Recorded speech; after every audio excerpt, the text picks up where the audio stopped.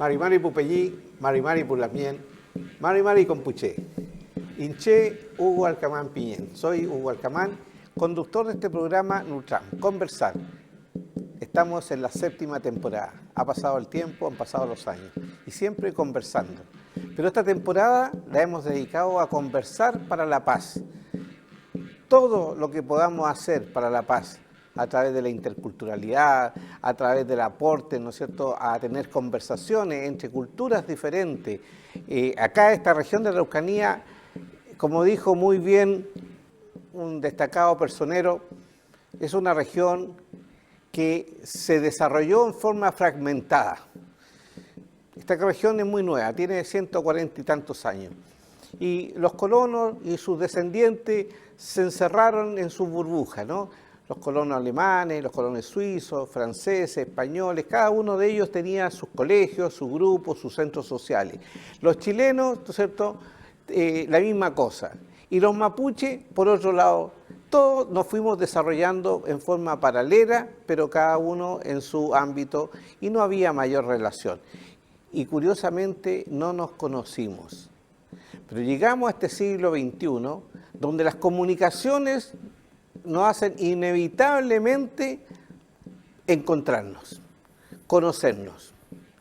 Estas comunicaciones de este siglo, ¿no? Y hoy día, además, ya no se concibe, ya no se imagina que un niño de cualquier procedencia no pueda entrar a un colegio determinado.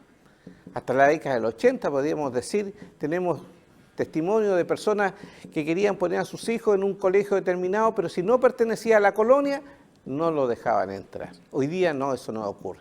Hoy día un niño puede entrar a cualquier colegio.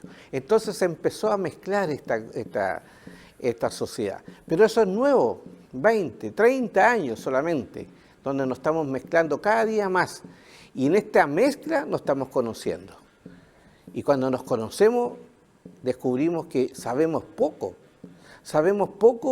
del inmigrante, del que fue colono, cómo llegó, cómo logró sobrevivir, cómo logró desarrollarse. Y bueno, y los mapuches, ¿qué es lo que éramos los mapuches? ¿Qué pasó con nosotros? ¿Y por qué reclamamos, ¿no?, la tierra, la pobreza y tanta desgracia que nosotros señalamos? Estamos recién conociéndonos. Hay un refrán que dice, nadie quiere lo que no conoce. Es muy importante entonces conocernos, porque cuando nos conozcamos nos vamos a empezar a querer, y si nos queremos vamos entonces a desarrollar esa sociedad ideal. ¿Cuál es la sociedad ideal? La sociedad de hermanos, que nos tratemos como hermanos, en forma fraterna, porque así nos vamos a respetar unos con otros, nos vamos a escuchar unos a otros, ¿no? Bueno, lo hemos dicho muchas veces, somos una sociedad multicultural y eso es válido y eso es riqueza. Tenemos muchas culturas, pero luego hay que dar el segundo paso, la interculturalidad. Primero nosotros reconocemos, somos diferentes, tú eres diferente y eres respetable, pero luego tenemos que acercarnos y conversar, y eso se llama interculturalidad. Diálogo entre culturas diferentes, pero iguales en dignidad y respeto. Esa es la definición que a nosotros nos gusta de interculturalidad. Diálogo entre culturas diferentes, pero iguales en dignidad y respeto. Bueno, este programa pretende eso, ayudar a la interculturalidad, ayudar a que nos conozcamos, ayudar a que nos queramos y desde ese querer empecemos entonces a tratarnos como hermanos. Somos todos hijos de un mismo Dios y hoy día los científicos dicen que hay solo hay una raza, la raza humana. Los seres humanos ya no se tratan por razas, eso hoy día es solamente para los animales. Los científicos hoy día reconocen, ¿no?, han descubierto que la raza humana es una sola. Entonces, es hora que nos empecemos a tratar como iguales, y como iguales significa respeto y dignidad. Bien, hoy día vamos a conversar con la presidenta de una institución que tiene muchos años en nuestra región de la Araucanía y que reconocemos que ha hecho un trabajo silencioso y a veces no tan silencioso, pero un trabajo muy efectivo para esta interculturalidad, para este encuentro entre hermanos. Es una institución que nace del obispado de Temuco, del obispado católico, ¿cierto?, de Temuco, y desde este obispado nace, como dije, esta fundación, que es la Fundación Instituto Indígena. Bien, vamos a conversar y a conocer su actual presidenta. Ya con los años nos hemos conocido, hemos hecho trabajo juntos, hemos recorrido juntos, así que uno puede decir, mi amiga Gaby Cárcamo Navarrete. Mari Lamien. Mari Lamien. ¿Cómo estás? Bien, bien, contenta por las acciones que uno puede ir realizando desde la fundación, así es que me siento bien. Cuéntanos un poquito, ¿cómo te defines? ¿Quién es Gaby Cárcamo? Yo prefiero que las personas se presenten más que yo las presente. Mira, yo soy hoy día una profesional, soy una mujer profesional que ha vivido en esta región durante muchísimos años. ¿Eres trabajadora? Soy trabajadora social o asistente social, como nos titulábamos antiguamente, Ya, muy bien. que tiene una formación un poquitito diferente. Pero soy asistente social, soy magíster en ciencias sociales aplicadas y fui por muchos años funcionaria pública, 30 años prácticamente, 4 en el FOSIS, cuando se creó el FOSIS, y posteriormente 25 años en el gobierno regional. Antes de eso, tengo una trayectoria también en instituciones de la Iglesia Católica, partiendo por la Fundación Instituto Indígena, donde realicé mis primeros años de trabajo, y después pasé por otras instituciones dentro del mismo obispado. Pero tu vocación es el trabajo social. Es el trabajo social, sí, de todas maneras. ¿Y qué es para ti el trabajo social? Mira, yo creo que el trabajo social es una acción eminentemente de servicio, de estar ahí en los espacios y lugares donde las personas requieren algún apoyo y hacer un poco de puente. No es que uno vaya a solucionar problemas, porque esa es una visión más asistencialista. Lo importante es cómo llegar a las personas para promover un poco o colaborar en la promoción de su desarrollo. Yo lo siento así lo he hecho toda mi vida.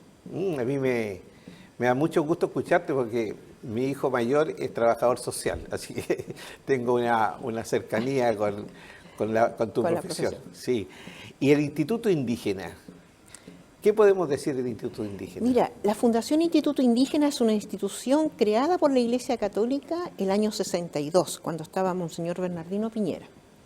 Es una institución que ya lleva 64 años de vida permanente y de trabajo permanente.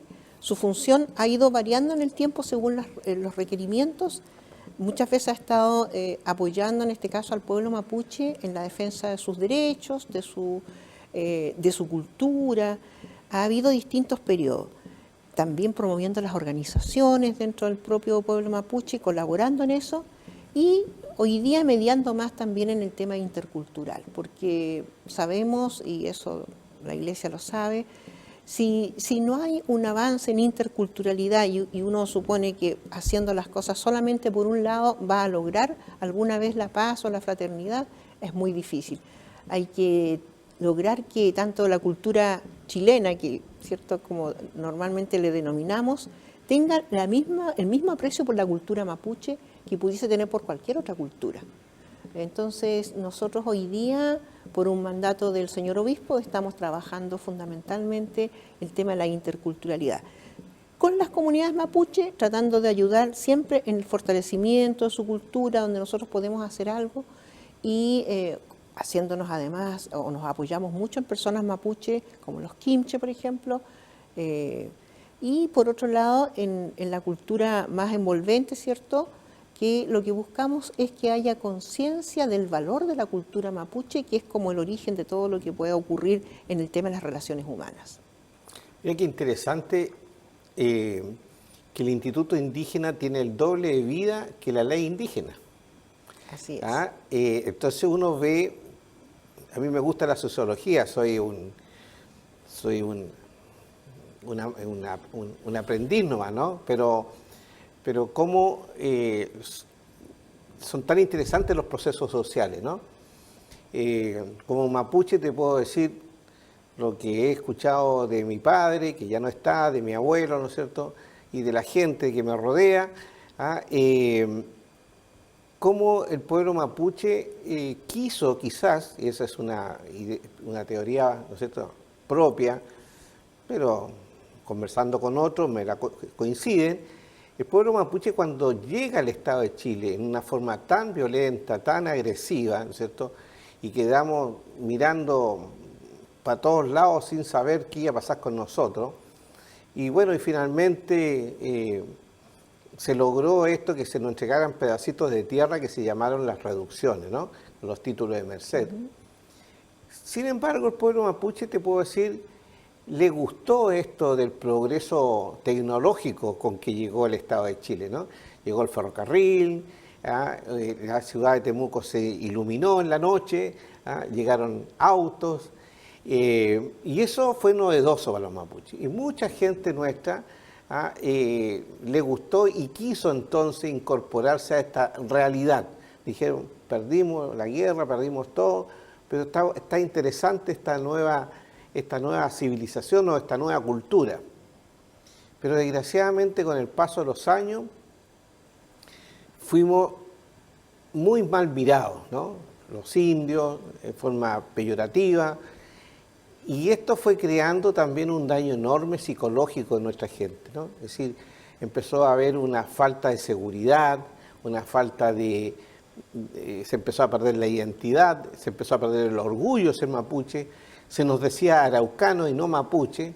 Decir mapuche era algo muy feo, ¿no? Es decir, se prefería decir araucano porque por último por la araucana, ¿cierto? Y araucano viene de auca, ¿no?, de rebelde, ¿no?, los rebeldes, y eso también es un nombre feo porque nadie puede ser rebelde por defender lo propio, ¿ah?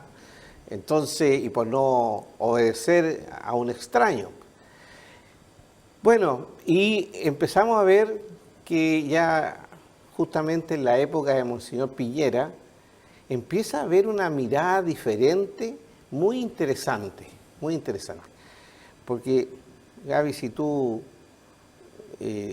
tienes recuerdo, ¿no es cierto?, en el año 59 la OIT señala que los trabajadores en peores condiciones son los trabajadores rurales, y dentro de los trabajadores rurales, los trabajadores indígenas.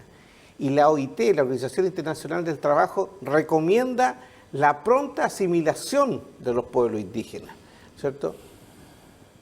Bueno, y así entonces los estados empezaron a trabajar para asimilarnos, para que nosotros dejemos nuestra condición de indígena y nos sumemos a esta civilización, a esta cultura occidental, europea occidental, ¿no es cierto?, que es la chilena. Y recién en el año 89, la misma OIT, después de 30 años de análisis y discusiones de los pueblos indígenas, ¿no es cierto?, saca el convenio 169, ¿no es cierto?, donde dice, alto, estos pueblos indígenas tienen derecho a tener su propia mirada, ¿cierto?, y visiones de desarrollo. Y el mundo cambia a partir del año 1989. ¿Por qué te doy y lo comento en la televisión esto? Porque es muy novedoso la mirada futurista de un obispo como Monseñor Piñera, que murió a los 100 y tantos años, 104. lúcido, 104 años, un hombre admirable, que ya haya visto esto de respetar al pueblo mapuche en el momento en que el mundo lo que quería era asimilarnos, ¿no? Cómo la Iglesia Católica se adelanta a los tiempos con una sabiduría y una generosidad que hay que reconocer. ¿Te parece a ti ese análisis, digamos, tan rápido? Sí, mira, quizás lo que pasa es que uno conoce más bien desde el año 62 todo el proceso en que Monseñor Piñera inicia esta diferenciación. Pero esto también tiene una historia anterior, ¿eh? O sea, también los obispos anteriores, fíjate que la diócesis va a cumplir ahora 100 años, o sea, en 1925 se fundó la diócesis San José de Temuco. ¿Qué significa eso? Que el año de nacimiento de mi papá. Así que, 1925. imagínate. Entonces, Sí. yo lo relaciono Claro. en los tiempos de mi abuelo, de mi papá, ¿no es cierto? Año 25. Entonces, un poco antes también había esa percepción y no es tan difícil, solo que muchas veces los objetivos que tenía la iglesia se le acusa muchas veces de que vino junto con la espada y la cruz. Claro, eso fue así porque respondían a un modelo de la época, pero eso pasó hace más de 500 años. Y después la iglesia, incluso en ese mismo periodo, algunos misioneros fueron tomando conciencia de que en realidad estaban frente a un pueblo distinto, con una forma distinta. Equivocados o no, lograban como distinguir algunos aspectos. Por ejemplo, el valor que le daban a la lengua, al idioma. Hay un diccionario mapuche del año 1606 que un misionero, el padre Luis de Valdivia, hace la traducción porque lo ve como necesario. O sea, ya hay una distinción, incluso habla de los límites que el pueblo mapuche ocupaba acá en Chile, o su territorio, digamos, lo delimita muy bien, y dice que desde el Coquimbo al sur están los que hablan la lengua de Chile. Es muy interesante lo que dice el padre Luis de Valdivia. Me acordé porque el periodista Cayuqueo, Pedro Cayuqueo, lo mencionó este domingo en el diario. Pero además, después pasan los años y en 1925, cuando la iglesia se separa del Estado y empieza a ser autónoma, cada obispado toma también un camino de compromiso mayor, porque no depende de otros, digamos. Y en ese sentido ya comienza a visualizarse que la iglesia no podía evangelizar como al principio probablemente lo pensaba, sino que tenía que respetar mucho la cultura mapuche, porque además no se podían comunicar, era tan simple como eso.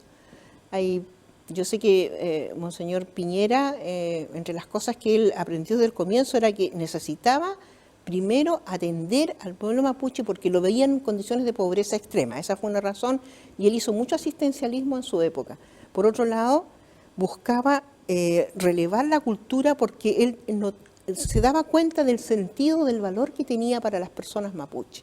Y ahí entonces se comenzó a trabajar muy poquito, pero al inicio, pero tratando de hacer educación intercultural. Partieron las primeras escuelas dentro de la iglesia incorporando la cultura mapuche. Después, bueno, él estuvo aquí algunos años y después la fundación continuó con Monseñor Sergio Contreras, Navia.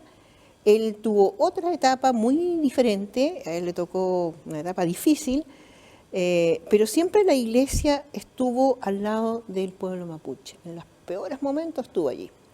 Entonces, hay un compromiso de muchos años y con una visión además que tiene que ver con los principios de la iglesia. O sea, la doctrina social de la iglesia influyó mucho en lo que hizo Monseñor Piñera el Vaticano II, donde él participó directamente en varias sesiones.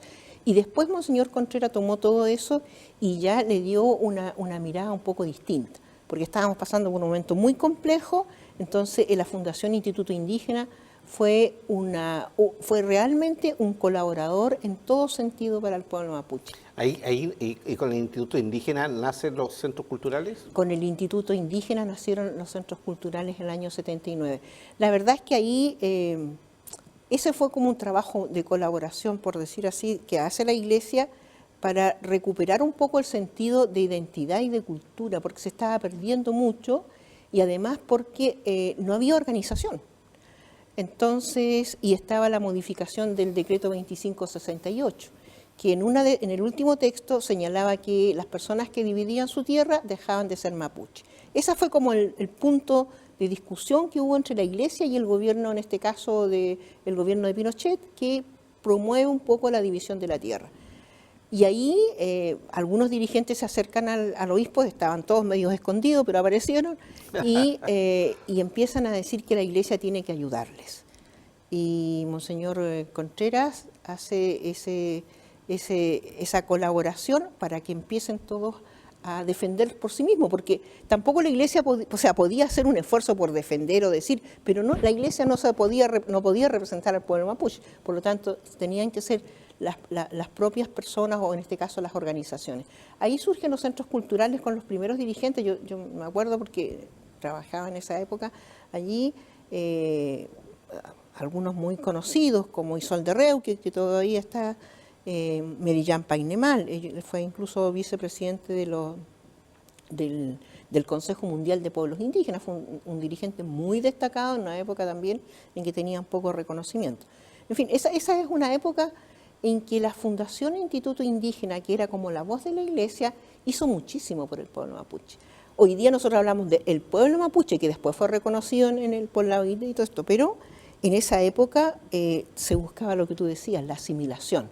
Todo era para asimilar. Se prohibía, hay generaciones que no hablan mapuzungún, porque se prohibió estrictamente, porque se decía que el que hablaba mapuzungún no podía aprender bien el español y por lo tanto le iba mal en el colegio. Entonces se prohibió, y con el afán en el fondo de integrar, en este caso a las personas mapuche.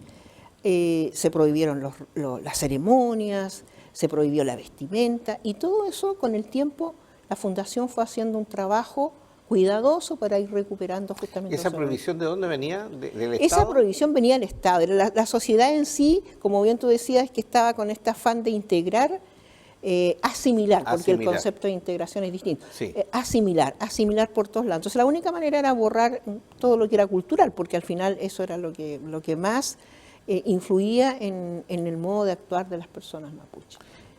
Mira, qué bueno que pongamos este tema, porque nosotros lo hemos conversado acá en este programa.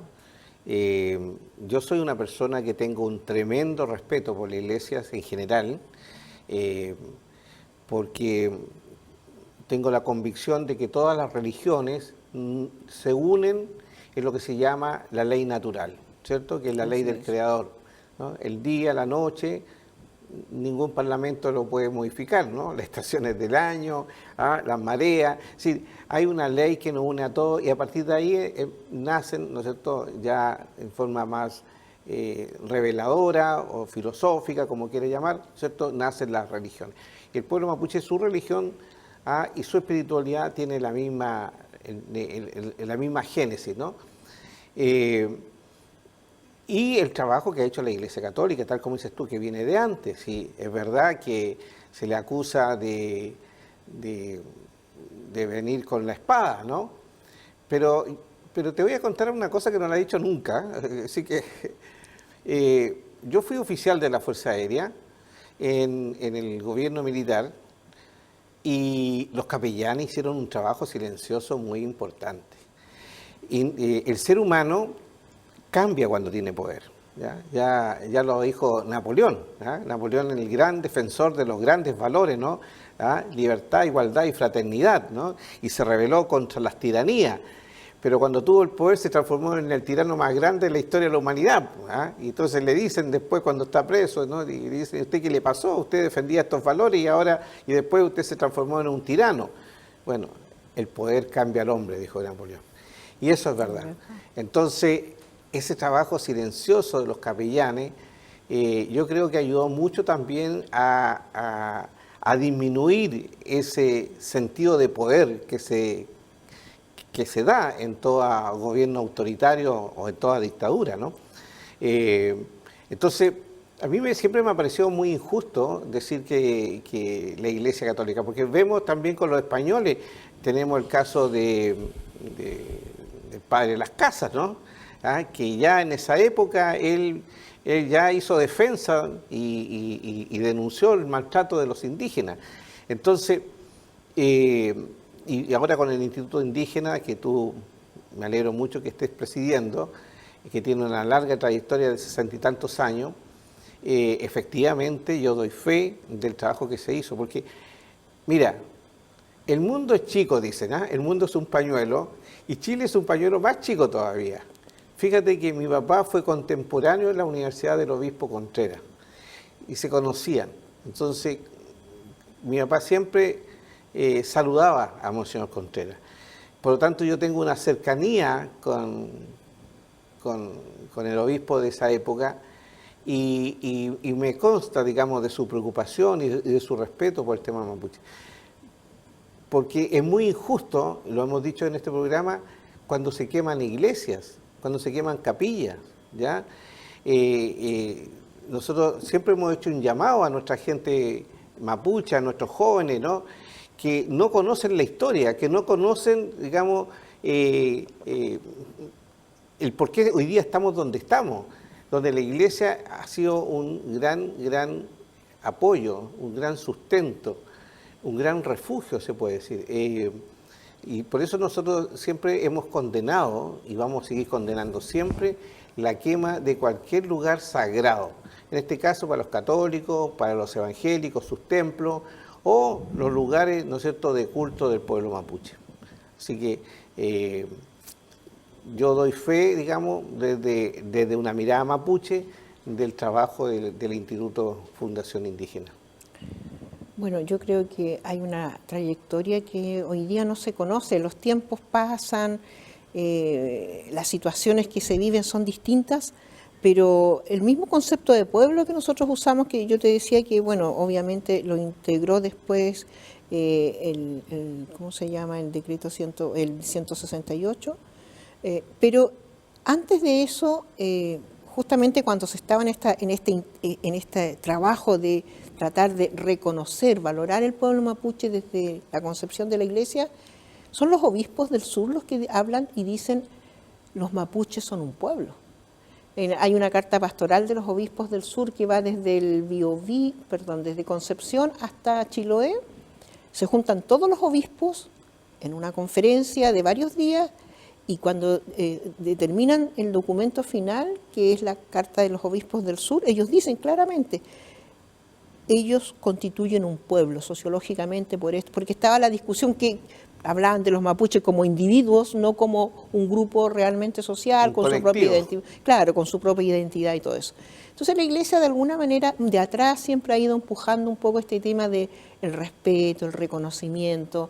Nosotros en esos años hablamos de la dignificación del pueblo mapuche porque era muy maltratado, se les engañaba muy fácilmente.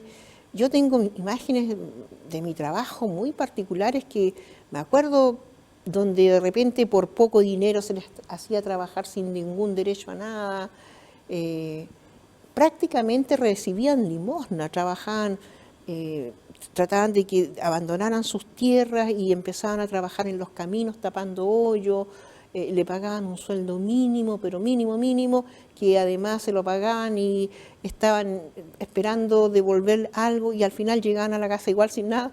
Entonces, hay situaciones que se han vivido con el ánimo de que el pueblo mapuche se asimile, desaparezca, como decían, de una manera muy intensa. Y en eso yo creo que es bueno reconocer eso. La Iglesia ha hecho una labor muy importante. No solamente esta Iglesia, no solamente la Iglesia católica, uno sabe que también hay otros hermanos cristianos que han hecho igual una labor importantísima. Y además en esa época se unían también muchísimo en las iglesias, cosa que está pasando hoy día, de nuevo, pero en esa época, por ejemplo, yo me acuerdo, la iglesia metodista, la iglesia adventista, había varias iglesias. Los anglicanos seguramente. Los anglicanos, por ejemplo, y que se unían para estar juntos en defensa de estas situaciones que eran muy complejas.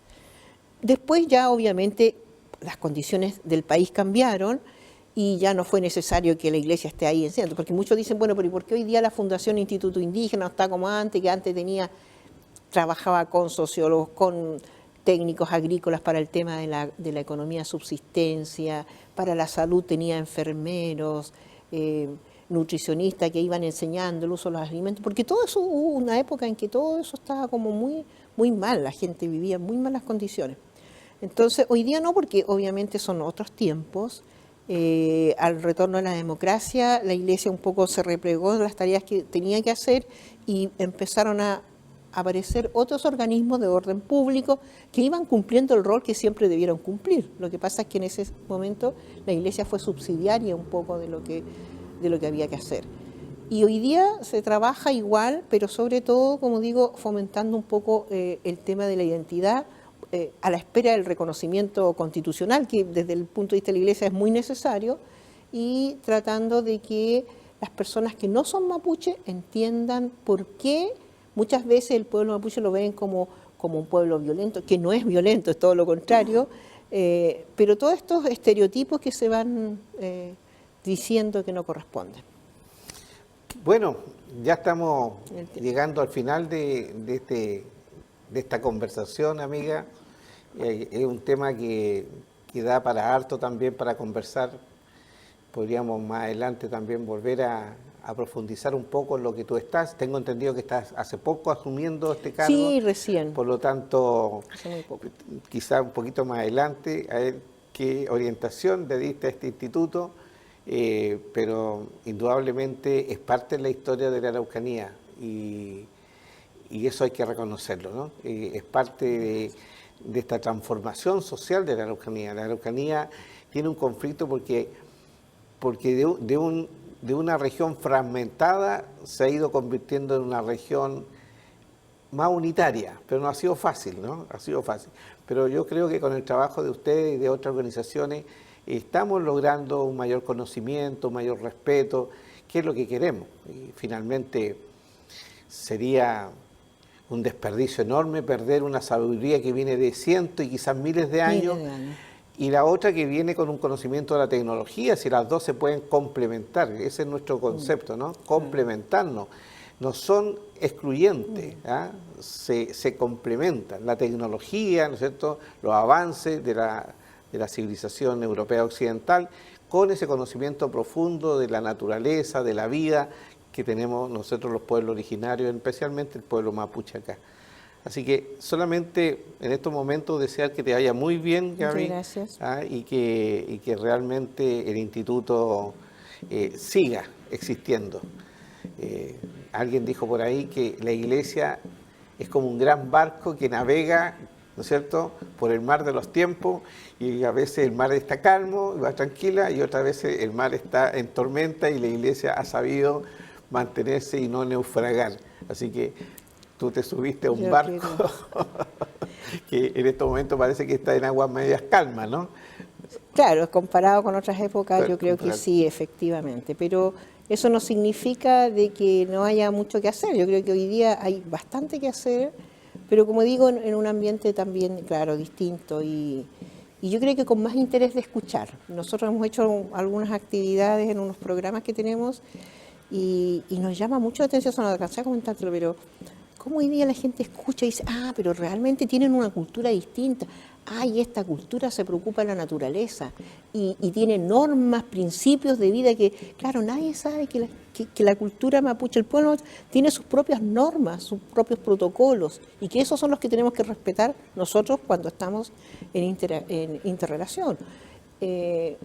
Pero por eso creo que hay mucho que se puede aportar. Y la tarea nuestra, yo hoy día estoy presidiendo un consejo que dura 4 años y bueno, es colaborar nomás, no es otra cosa, es una actividad también de servicio por el respeto y por todo el trabajo que ha hecho la Iglesia antes y pensando en que podemos encontrar la paz si nos ponemos todos a trabajar en ella. Muy bien, ¿no ven? Podemos encontrar la paz, dice nuestra amiga Gaby.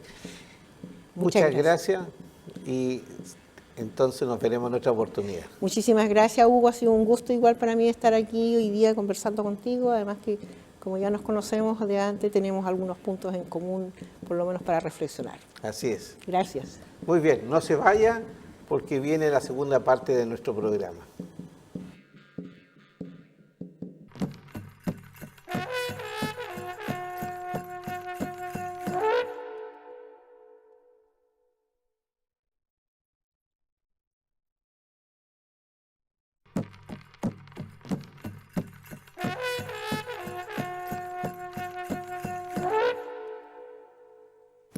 Bien, amigos, amigas, Pupeñí, Pulamien, ya estamos de vuelta en nuestro programa semanal Nutram. Bien, en esta parte vamos a conversar temas más de actualidad, ¿no es cierto?, de lo que está ocurriendo en nuestra región, pero dejar también un sentimiento, una sensación grata de haber conversado sobre esta institución tan importante para nuestra región, que es la Fundación Instituto Indígena del Obispado de Temuco, que ya tiene 62 años o más y ha hecho un trabajo silencioso a veces, otras veces no ha sido tan silencioso, pero tan importante para la vida de nuestra región, para la paz de nuestra región. Algunos no la entienden, no la comprenden, otra la admiran, la quieren, por supuesto. El que hace algo siempre es controversial y la fundación ha sido controversial. ¿Ah? Gente que la aplaude, gente que la critica, pero lo concreto es que es una institución que ha marcado y de alguna manera ha conducido también la historia de nuestra región de la Araucanía. Bien, mal, pero yo creo que más bien que mal. Mucho más bien que mal.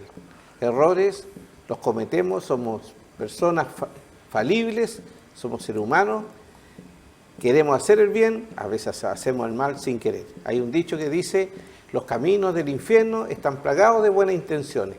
Queremos hacer las cosas bien y no las hacemos bien porque no vemos, porque no tenemos la inteligencia, el entendimiento, nos falta. Somos muy limitados los seres humanos, pero hay que valorar la buena fe, la buena intención.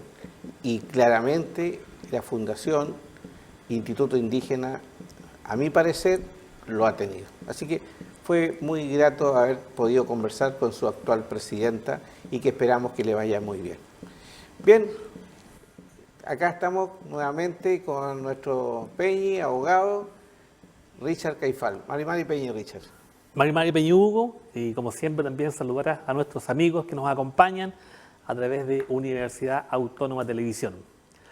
A ver, Hugo, ¿por dónde empezamos esta semana? Hoy muy grato conversar con doña Gaby, ¿eh? Tiene un relato muy impresionante desde el punto de vista de la historia de la Fundación, así que fue muy grato escucharla y verla también acá en el programa. Y a propósito de eso, antes de darte un poco los titulares, no confundir, Hugo, la Fundación con el Instituto de Desarrollo Indígena. Claro.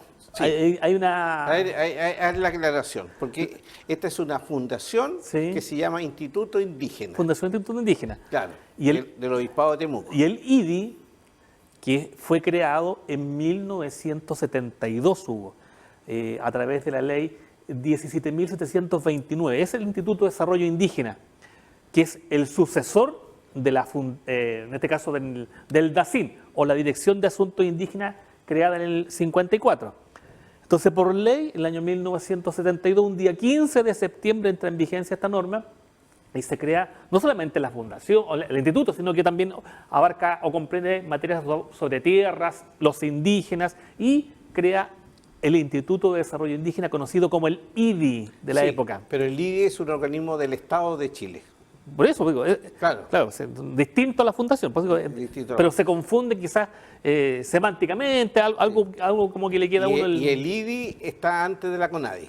Exactamente, es sucesor del DACIN y el antecesor de CONADI. Es decir, tenemos el DACIN, el IDI y la CONADI. Sí. Es decir, el Estado de Chile ha tenido tiene en su historia con la relación con los pueblos indígenas, 3 instituciones. Claro, y claro, posteriormente es el INDAP, quizás el sucesor de la época, digamos, para los efectos de lo que viene en ¿cómo se denominó? En este caso, la parcelación o la división de las reservas indígenas. ¿Ya?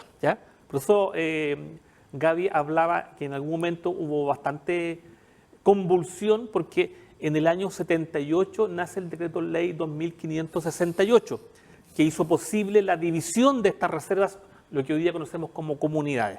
Y pasamos, mira la historia, pasamos de una propiedad colectiva a una propiedad individual. Por eso cada persona en la década de los 80 recibió un título de propiedad respecto del terreno que ocupaba.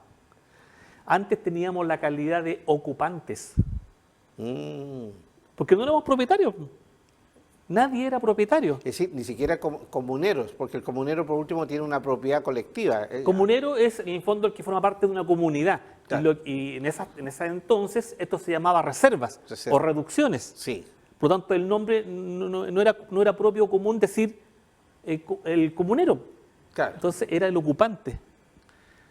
Yeah. Viste que cómo se ha avanzado bueno, y también en el lenguaje del indígena. Hoy día la ley indígena tiene una forma en este caso, de describir, ¿cierto? O de definir lo que es el indígena.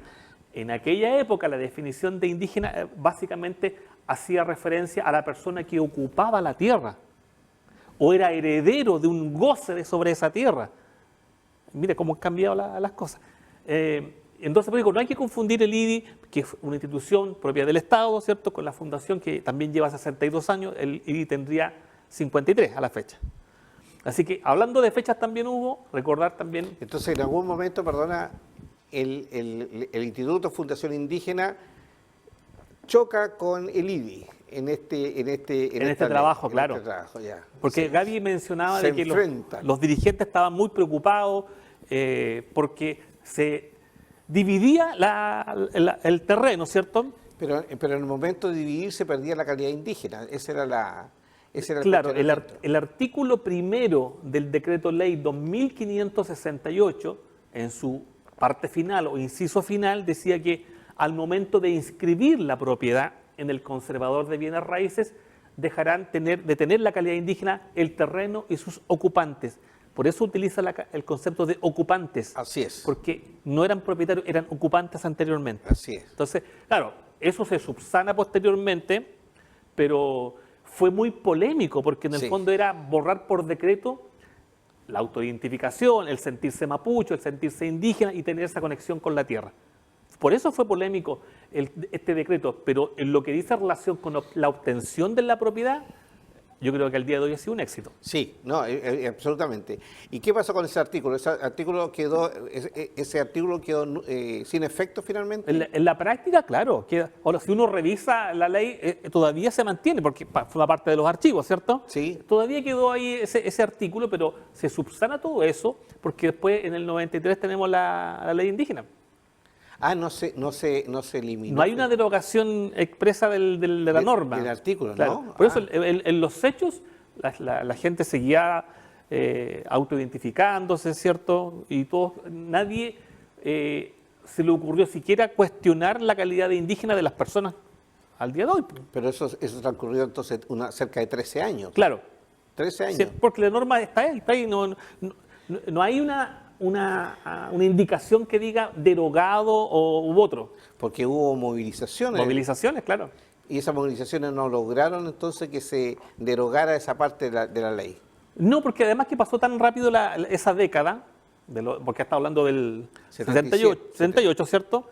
Al 88 eran 10 años y todavía se seguían dividiendo los terrenos. Ah, ya. Si no es que automáticamente Sí, fue la sí, región. tiene razón. Entonces, esto entraba en vigencia, en vigor, desde que se inscribía en el conservador.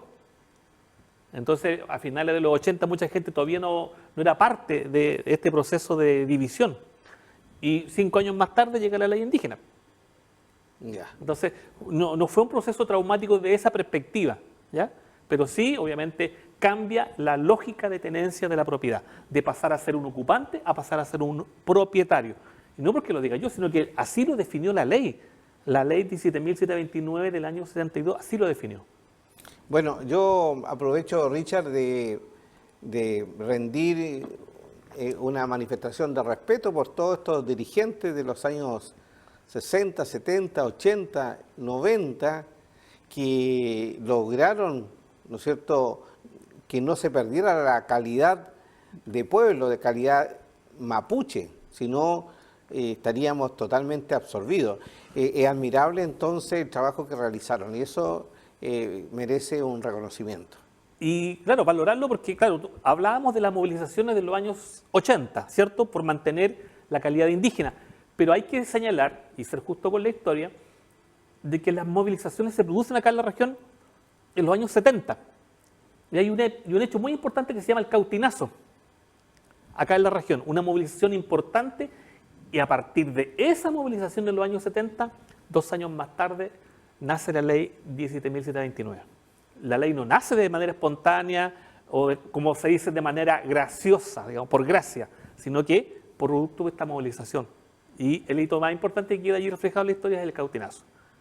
Y de ahí pasamos a la segunda década de los 80, cuando hay este reclamo, y llegamos a la CEPI y posteriormente a la ley indígena, que a propósito de eso, Hugo, el 5 de octubre, ¿cierto?, cumplimos un hito más, 32 años de existencia de esta ley. Así es, 32 Como años. hemos pasado de hito en hito. Sí, y lo importante es que todos estos avances, porque han sido avances, en cuanto a la dignidad, ¿ya? Hay gente que puede decir, no, esto no fue un avance, fue un retroceso. No, en cuanto a la dignidad de un pueblo, es un avance. Todo lo que vaya a dignificar, a respetar a otra persona o un grupo de personas es avance en la civilización. Y esto se ha producido por lo que estamos conversando, porque hay personas, hay dirigentes, hay líderes que han empujado, ¿cierto?, estas acciones. No es porque vengan de Santiago, del Estado y de buenas personas, ¿no es cierto?, establezcan normas, ¿no?, a favor. Es porque ha habido presión, movilización social. Así que son muy importantes los dirigentes sociales, ¿no?, que son los que finalmente van cambiando la historia. Así que si en su casa usted es dirigente o tiene un familiar dirigente o un amigo dirigente, todos nuestros respetos. Creo que también había una visión mucho más política, sí, Hugo, en relación a los actuales dirigentes que son un poco más funcionales, ¿cierto? Pero obviamente se ha actuado dentro de un marco... No, tenían una concepción mucho más política, claro. Ahora son más bien, el dirigente está más preocupado de las necesidades sociales, ¿no? Sí. Económicas, pero en ese tiempo efectivamente tenían una mirada mucho más política, es decir, una mirada mucho más de largo plazo. Sí, absolutamente. Ahora, en el marco de lo que ha sido ya estos 32 años de la ley indígena, yo no sé si escuchaste en la semana a los candidatos presidenciales. Sí, bueno, tuvimos esta semana Sí. el primer debate. Sí. El primer debate presidencial. Obviamente no hay ninguna mención acá a la región de manera importante. 8 candidatos, ¿ah? No hay 8 candidatos. Sí. Y ninguno se refiere a la Araucanía. Lo que habla muy mal. Ahí hay algo que no está bien, porque la Araucanía ha sido declarada por todos los gobiernos, más o menos del año 2010, si no me equivoco, como uno de los 4 problemas que tiene el Estado de Chile, que tienen los gobiernos, que tienen que solucionar. Entonces, el próximo gobierno que venga se va a encontrar, dentro de todo el listado de problemas que tiene que resolver, el problema que tenemos en la Araucanía, este problema de convivencia, este problema de conflicto que tenemos, ¿cierto?, que tiene muchas raíces, y que no lo mencionen los candidatos presidenciales, la verdad, Richard... Es preocupante, preocupa. Es mirar para el otro lado, claro, porque hablan de desarrollo, hablan de empleo, hablan de trabajo, pero no puede haber desarrollo, no va a haber desarrollo económico si no hay paz. Entonces, hablar de desarrollo económico sin hablar previamente cómo vamos a alcanzar la paz, Richard, es sencillamente, derechamente, yo creo que ocultar una verdad, es decir, mentir. La región tiene una situación bastante más compleja que solo los indígenas, ¿cierto? Sí, pues. Confluyen todos.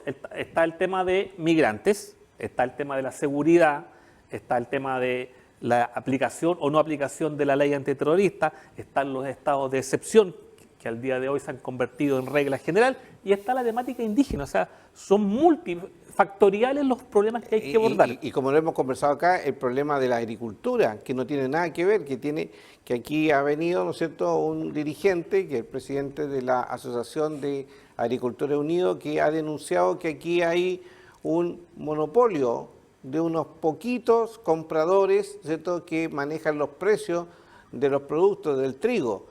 Y eso también, según su denuncia, provoca pobreza. Entonces, como dices tú, empezar a ver, ¿no?, el tema de las forestales, el tema, etcétera, la falta de camino. La verdad, las cosas es que nuestra región tiene muchos problemas. Tiene muchos problemas y hace poco se hablaba... Y que los candidatos presidenciales no lo señalen es preocupante. Como uno de lo que se ha señalado, de los problemas importantes el día de hoy en materia de inversión, crecimiento, desarrollo, es la permisología.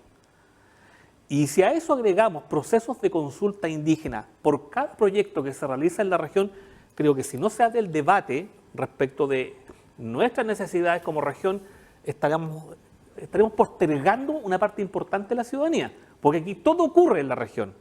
Permisología, inversión, seguridad, migrantes, pueblos indígenas, crecimiento, desarrollo y turismo. Todo confluye acá. Por eso creemos que es necesario que la región a veces se convierta casi en una especie como del centro de mesa de la discusión, porque es atravesada por estos multifactores de problemas. Por lo tanto, yo creo que a los candidatos presidenciales hay que tirarle las orejas, hay que decirle, mire, tenemos una región en la cual todo lo que se está debatiendo es una especie de laboratorio que ocurre ya en la región de la Araucanía. No, y además una noticia reciente que los candidatos podrían haber tomado, ¿no? Que es la reducción del presupuesto de la región. También, o sea... 14.000 millones de pesos, tengo entendido. No tengo claro la cantidad, pero es una cantidad importante donde el gobernador sencillamente ha dicho, muy bien, si el Estado nos reduce el presupuesto, yo no le voy a hacer las transferencias al organismo del gobierno. Entonces, también ahí hay un problema gravísimo. ¿Cómo es posible que reduzcan tan gravemente el presupuesto de nuestra región?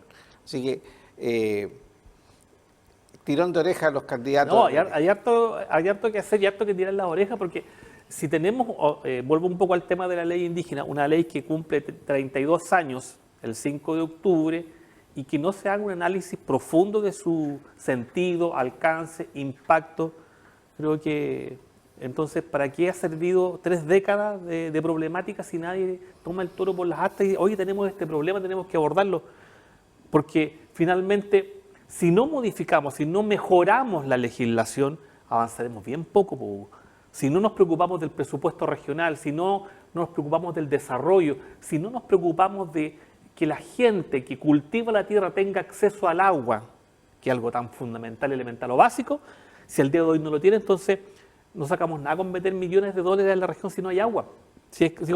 Acá atraviesan todos los problemas que tú pones en el laboratorio social, y aquí están en la región de la Araucanía. Bueno, también por justicia hay que señalar, que lo hemos dicho acá en este programa, que hemos analizado los programas de todos los candidatos presidenciales y fuera de Artés, el único candidato de los que van en la punta es la candidata Evelyn Matei, quien ha considerado en su programa de gobierno el tema indígena, en el punto 10.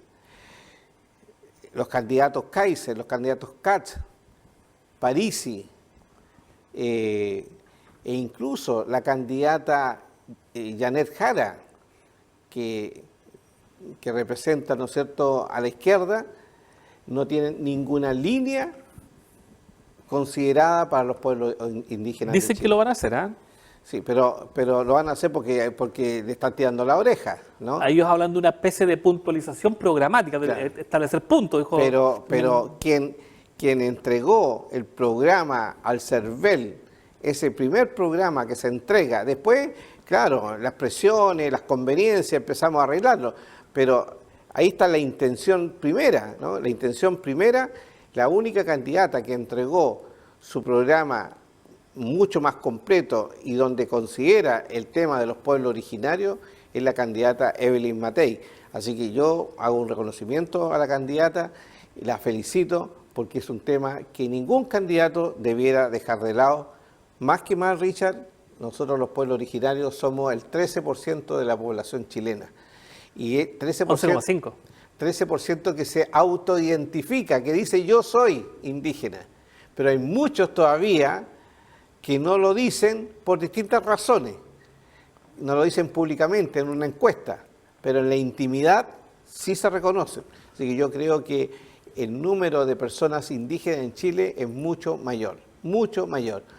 Además, considera Richard que las personas que se casan con indígenas también eventualmente pasan. Muchos de ellos no se identifican todavía, no tienen la seguridad, pero están casados con alguien de los pueblos originarios y sus hijos son claramente miembros de los pueblos originarios. Entonces, yo creo que somos mucho más que ese 13%. No, 11,5 hubo. 11,5. Recuerda que hay una baja y... Bueno, el detalle. El abogado tan...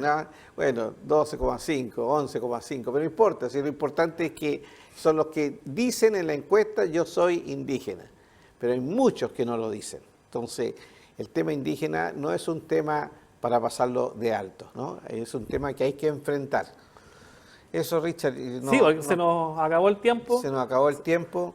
La verdad de las cosas es que de repente uno piensa lo mucho que hay que hacer en esta región. ¿Ah? Es una Sí. región que es de mucho desafío, ¿no? De mucho Pero con desafío. voluntad política, que ya que estamos en época de elecciones, se puede lograr, se puede avanzar. Así que dejaremos comprometido también la invitación para los candidatos. Es que invitarlos al programa, ojalá pueda alguno venir acá a la región y entrevistarlo, poder conversar o conocer sus ideas o su voluntad. Esa es la misión que tenemos. No, la misión suya, porque yo, con todo respeto a los candidatos, cuando están en campaña, venden, ¿no? Venden muchas cosas que después no se cumplen. Ya hemos visto programas de gobierno que después no se cumplen. Así que no sé hasta qué punto, Richard. Bueno, ahí veremos lo que ocurre una vez electos. Bueno, lo importante es que nosotros los ciudadanos, usted, yo y todos los que somos ciudadanos, ¿no es cierto?, común y corriente, ¿cierto?, que queremos una mejor calidad de vida para nosotros, para nuestros hijos, nuestros nietos. Eso es lo que queremos. Bueno, le pedimos a los políticos, que son los que nosotros le damos el voto para que nos representen, hagan su trabajo y nosotros podamos decir cuando terminan, me mejoró la vida. ¿Ah? Terminó este gobierno y terminé mejor. Esa es la idea. Y que cada gobierno yo vaya mejor y no vaya para adelante, para atrás y así nos vamos y se nos va la vida, ¿cierto? Y miramos y al final estamos casi igual cuando partimos. Entonces no puede ser. Bien. Chaltumay, Peucayal. Chaltumay, Nos a cada estaremos uno de ustedes, muchas gracias. Peucayal, hasta la vista.